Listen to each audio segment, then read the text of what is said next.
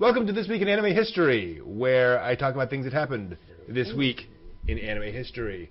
Beginning with the birth of Toshio Suzuki. Wow. The effective head of Studio Ghibli, who got his start, or I first heard of, working as a reporter at Animage, and then ended up moving up in that organization. Animage being arguably the first major otaku magazine in Japan.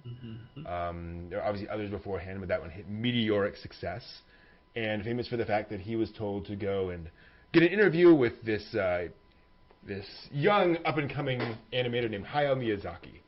And so he went, and he went to Hayao Miyazaki, and Miyazaki said, "I can't be interviewed right now, I'm busy." And so Suzuki said, "Okay, I will wait." And then sat down in a corner of Hayao Miyazaki's cubicle and waited all day. And Hayao Miyazaki eventually went home. And something I would do. I would totally do that. And so Suzuki published a story in Animage about the work habits of Hayao Miyazaki with a photograph of the back of Hayao Miyazaki's head. That's awesome. And then went back the next day because he was like, "Who is this guy? Like, what's going on here?" And they have talked every day since. Wow. Yeah, they started a friendship, and they continued meeting and talking, and they have just been fast friends. And it was Suzuki who Miyazaki was talking to about Nausicaa, because Miyazaki had this idea for this movie called Nausicaa, The Valley of Wind, and couldn't get it made. No one would make it because there was no manga. There was no novel. There was no original version of it. He just wanted to make this movie, and you just didn't do that. And so it was Suzuki who said, "Draw a manga, and we at Animage will publish it. We will publish your manga in the pages of Animage. Then there will be a manga of it, and then you can go to the financiers and say, 'See, there's a manga of it.'" And at Animage, that's advertising, right? All the otaku will be reading that.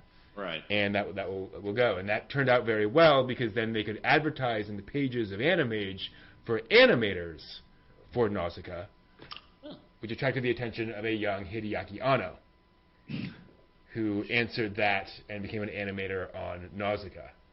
Yeah, exactly. All full circle. He'd already been working on Macross and a few other things. Actually, one second. This is going to annoy me. I love this book. I love this book. And for some reason, Starship Troopers. Oh.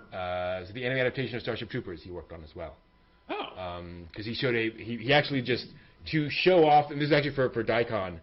They were like they were meeting with Anno, and he literally just on pieces of paper sketched out the hard suits from Starship Troopers and made a flip book for them, like in a cafe.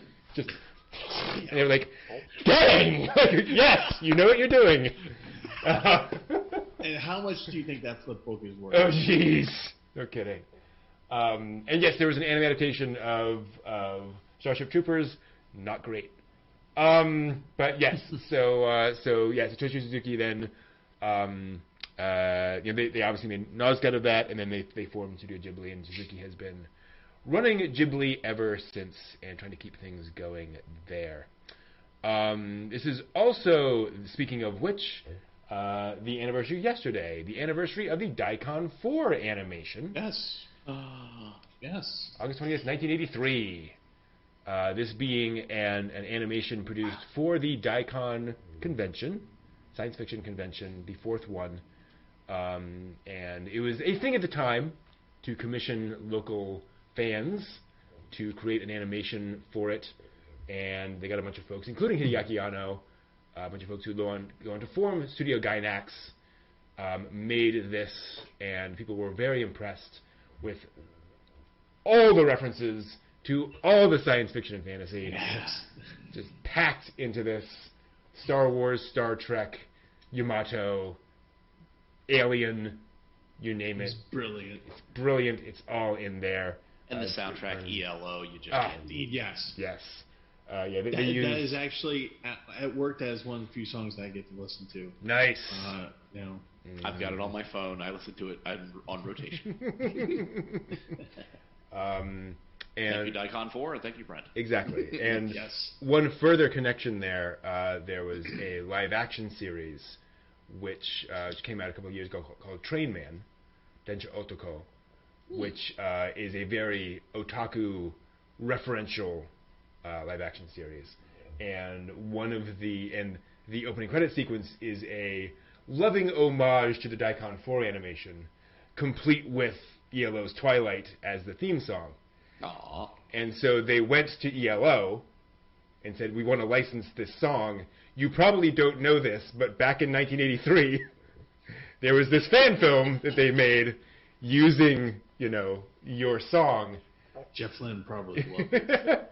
Can we license it? Oh, yeah, and they re-released Twilight in Japan as a single, specifically kind of to celebrate all of this, because they finally saw Daikon 4 animation and this, and they're like, that's awesome. Yes, absolutely. We think this is great. It's nice when people are cool with stuff. Yes, exactly. Yeah. Versus being like, oh, that's super cool. Here's a cease and desist order. What? Great fun. Yeah, that was the Daikon 4 animation. Obviously, you can find it on YouTube, right? It's just a thing. It will never be licensed ever. No. And if you haven't watched it, please do. Mm-hmm. It is It such is a wonderful fantastic watch. Absolutely. It's wonderful. That is the history of the week. Thanks for watching.